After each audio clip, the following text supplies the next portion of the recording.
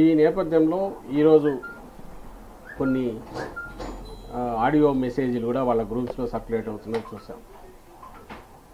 ఎవరైతే చర్చలకు ఆ రోజు వచ్చారో నాయకులు, అంగన్వాడీ వర్కర్స్ నాయకులు మాతో చర్చలు జరిపారు. వాళ్ళు ఆడియో మెసేజెస్ ఉంటే విన్నాం.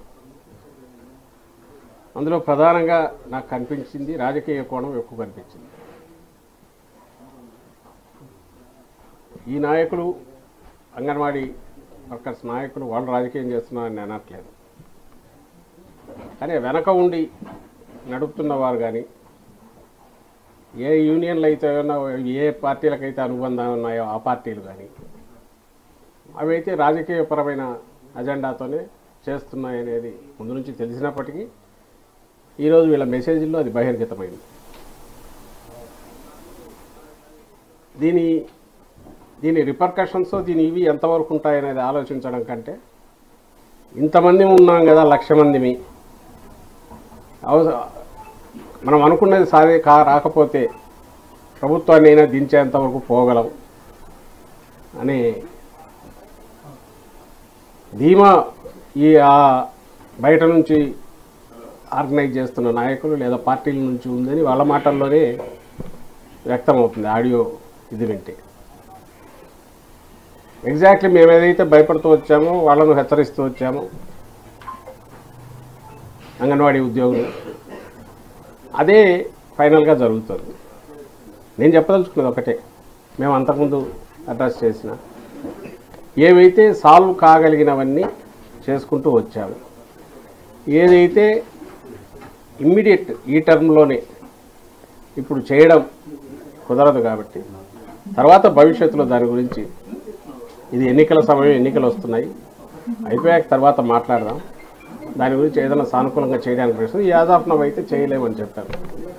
అది ఏదో బెదిరించడానికో, వాళ్ళు ఎట్లయితే సమ్మె అనేది బెదిరించడానికి మేము చేయట్లేదు అంటున్నారో నిజంగా చేయట్లేదు కూడా అని ఇన్నాళ్ళు అనుకున్నాం. కానీ ఇప్పుడు చూస్తే అది కనిపిస్తుంది.